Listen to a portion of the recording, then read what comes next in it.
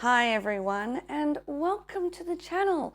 If you're new here, my name is Sharon and this is a channel for all plant parents, new or not so new. Or maybe you're thinking about getting a plant and you're not quite sure whether you want to be a plant parent yet.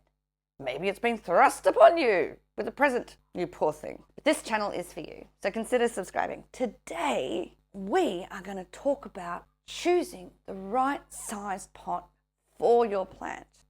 And I've got a mix of different pots of various sizes here today. And I have a few plants that will help me illustrate my point as we go through this video. So if that's something that you think you might like, stick around.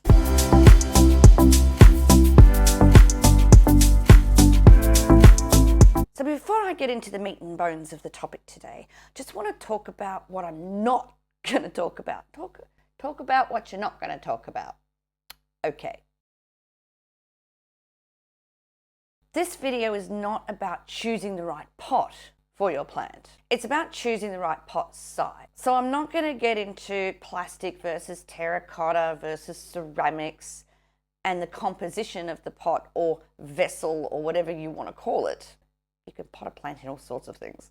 And I'm also not going to cover off when to know your plant needs to be repotted, whether it's an up pot to increase the size of the pot, or perhaps we're reducing the size of the pot. But knowing when, again, that's really the subject for another video entirely. So we're going to assume we have plants that we know are going to move from one pot to another. And this video is all about making sure that that pot that it's going to is the right size for the plant. The golden rule when choosing the right size pot for your plant is we always pot for the root ball, not the plant itself. So if I have a big plant with like 2 small roots, I shouldn't put it in a pot like this, unless those 2 roots are massive, in which case, but they're probably not, because it will keep the pot too wet for too long. We want to find a good balance between allowing the root ball to grow a little without being ridiculous about it and giving it way too much room. Giving it way too much room is a good way to overwatering your plant. What I mean by that is watering the plant and having that water sit for too long in the pot. Ideally, the pot should be pretty much dry by the 14-day mark after watering. If it tends to go beyond that, at least in my experience, my personal experience, that system stays too wet for too long. So you can get root rot, the plant deteriorates, and it's just not fantastic. We want to see the roots uptake that water and use all the water that's in the system. But to do that, we need to understand the root system of the plant, both in terms of its current size and its future growth habit. Let me illustrate with a cactus. Now take this Mammillaria elongata crest, otherwise known as the brain. Now with these types of plants, succulents and cacti, includes things like, chain of hearts and senecios and things like that. The roots stay very close to the surface. They don't go all the way down to the bottom of the pot, and they don't tend to wrap themselves around the edge of the pot and then start crawling out the bottom. They stay pretty much to the surface. So with these sorts of plants, you only need something fairly shallow. And that means for these types of plants, when you need to repot it, so we want to choose the next pot for this one, will be slightly bigger, but it won't be slightly deep. Now let's talk about what slightly means, because that is also very relevant to the actual plant. I've heard a lot the rule that we should look to choose a pot that's 1 or 2 sizes too larger than the current pot. But what does that mean? If I've got a small plant like this one, which is in a 9 centimetre pot, I think? Yes, 9 centimetres. Is the next one a 10, 11, 12, 15? And what if that pot is already this big? Will 1 centimetre really make a difference?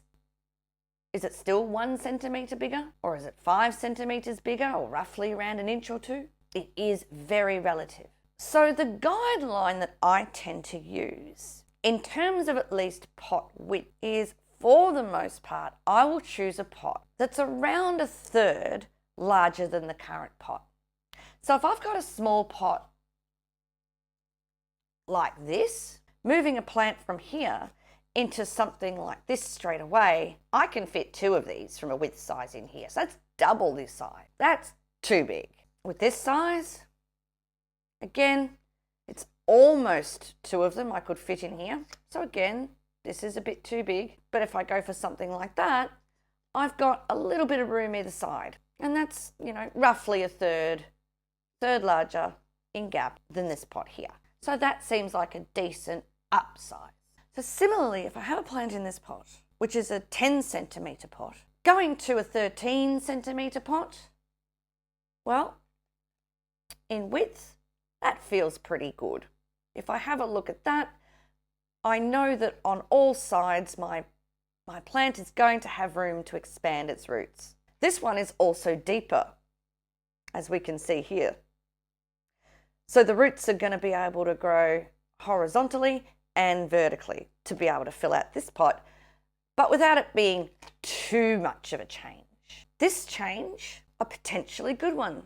We've got a little bit of room all around the circumference, and it's not significantly deeper. There's a little bit of depth there, not as much as this one, but if I've got roots that tend to stay towards the surface, maybe this one would be more appropriate than that. And in most of those cases, it seems that it's around about 2 centimetres, 3/4 of an inch-ish, because they're relatively small pots. But what about a larger plant? What about my larger boy here? So this one is due for a repot.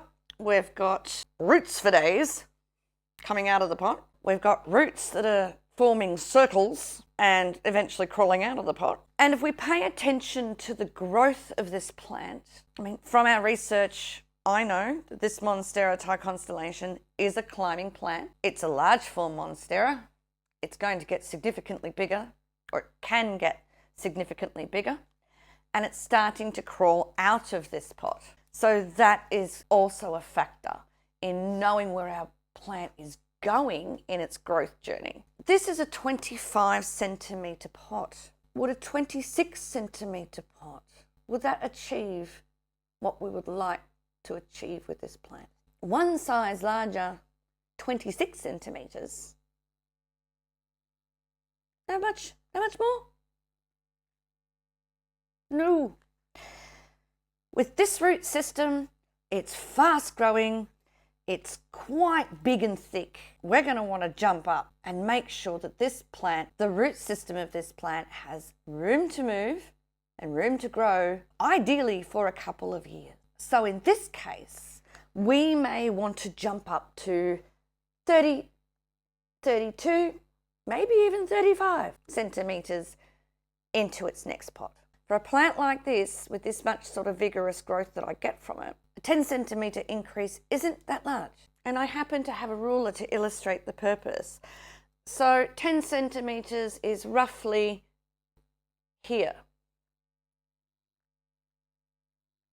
So I would consider repotting an extra 10 centimetre width. So that would be 5 centimetres on each side with an overall width increase of 10 centimetres, which is 4 inches for those of you who don't do metric.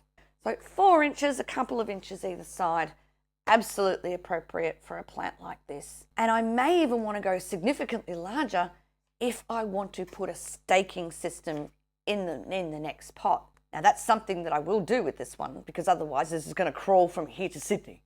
But it wants to climb. So I know I'll need to add an even bigger space to accommodate the staking system going into this new pot as well. So who knows, it could be a 40 centimetre pot. It could be an extra 20 or 25 centimetres on top of what I was thinking for this plant's next home. That would give me another couple of years before I have to look at it again. So it is relative. It's finding the sweet spot that gives the plant's root system enough room to grow in the next couple of years without going too far overboard. And that relies on you to understand what type of roots your plant has. The second part, which I've already touched on, is growth habit. And I have this boy and another plant that I'll show you in a minute to illustrate the difference. This plant is a climbing plant. At the moment, he's sort of starting to climb out of his pot. New leaves will come on the other side and be even bigger than these last ones, because that's what we want, you know. In our plants, we're always looking for our newest leaves to be bigger than our last ones. That tells us that we're doing really well. Now, let's put this beautiful big boy down. As much as I love looking at this guy, I mean, look at him, he's just beautiful. But let's see a slightly smaller and just as illustrative example. Now, this is Oncidium orchid. Its actual name is Brassia rex saccata. Beautiful bloom. I'll pop a picture on screen so you can see what the flowers look like. But this plant also has an interesting growth habit. It grows on a central rhizome. A rhizome is a stem that basically sits just below the surface of the potting mix or media. And in this case, you can see it's got a number of different bulbs. So there's actually a smaller one in there, but there's this one, and you can see this one is significantly bigger than the one beforehand. And then the next one was bigger again. That's this guy. And now he's working on this one, which if I'm doing my job right, this one's going to be quite big. Now, at some point, this guy is going to start crawling out of the pot. So when I get to the point where I outpot this, I need to take that into account as well. So I'm not repotting every 6 months to a year, not something that you want to do with your plants, is that I need to make sure that there's enough room in the next pot to accommodate 2 to 3 years worth of growth, ideally. And I know that this thing is growing on a central rhizome and it will continue to do so. So these are the oldest growths back here. And by knowing where the newest growths are coming out of, I know which direction the plant is growing in. So I know that when I repot this, I want to put the old back bulbs to one side of the pot and then leave a good amount of room, an estimate of how big these bulbs are going to be able to allow that plant to stay in that pot for the next 2 to 3 years. So it's not all about the size of the root ball, but it is. The other interesting thing about these particular plants is once this pseudo bulb has reached a certain level of maturity, it's going to throw out some new roots itself. So they need to be accommodated. You accommodate for the growths, you'll accommodate for the roots. So this root system will just continue to get bigger and bigger over time. And once that space is being taken up, it will be time to repot this one as well. So not only knowing the size of the existing root system, but the growth habit of the root system, but also how the plant will grow and predicting its future growth is really, really important in determining the right size pot, both in width and in depth. And of course, accommodating for any staking systems that you want to actually use. If it's a small staking system like this, where we just pop it in there and tie, well, there's nothing really to accommodate for this. If I'm putting a moss pole into the center of the pot and going to allow it to climb up, then I am going to want a bigger pot because the moss pole, being say 7 centimeters in of itself, is going to take up a lot of room in that. So as I said, jumping up pot sizes is very relative considering those 3 factors: the size of the root ball and the growth habit of it, the size of the plant and the growth habit, and what else you're going to use in that pot. So while I'm here, I also might want to take a moment to ask that if you've received value from this video, do consider giving us a like. It really does help the channel. I am a new channel, so I need all the help I can get. Just a little like. A subscribe would be nice if you want to see more content like this. So thank you very much for your support. Now, let's talk about reducing the pot size.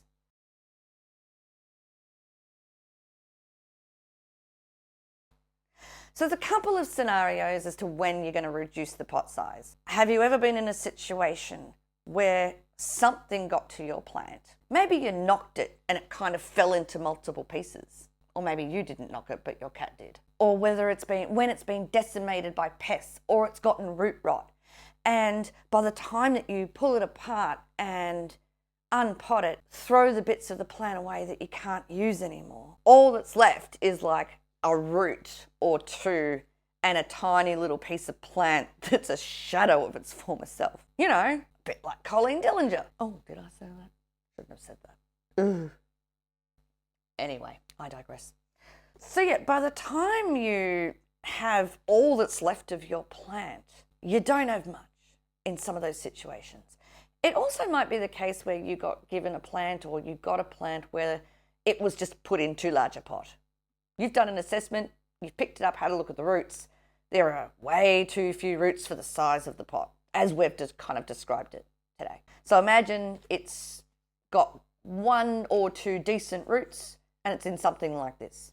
Too big, way too big. Again, the rule is the same. It's the golden rule of repotting, whether it's upsizing or downsizing. We always pot to the size of the existing root ball. So if really all you've got is a little piece of plant like this with 1 root, it's going into here. That's the right decision. It may break your heart, as it has me a few times, but that's the correct decision. We don't want to make the mistake of putting it back into a pot that maybe it was in, knowing, oh, but that's where it's going to get to. Yeah, maybe in a couple of years, but not today. And that sucks. But making sure that pot is the right size for the plant in its current form today will give you a chance of actually saving the plant and having it back to the size that it was much sooner. Because that's how we optimize plant health. We can maximize the growth of the plants by choosing the pot based on the size of the root ball. But do remember, if you go too far up a size and it ends up that you're watering the plant and 14 days later it's still wet or it's still quite moist, repot it again, but go down a size. Don't be afraid of doing that. You're better off doing that than risking root rot, because rotting the roots will surely kill the plant. So you lose absolutely nothing by moving that down a size so the plant does take up all the moisture within that nice 14-day window. Ideally, it's 10 to 14 days is an absolute sweet spot for the overwhelming majority of plants, except succulents, which really have a whole set of rules on their own. So they like to dry out much sooner. So if you enjoyed that video, everybody, do hit the like button, consider subscribing. Thank you so much for watching all the way through to the end, and I'll see you at the next one. Bye.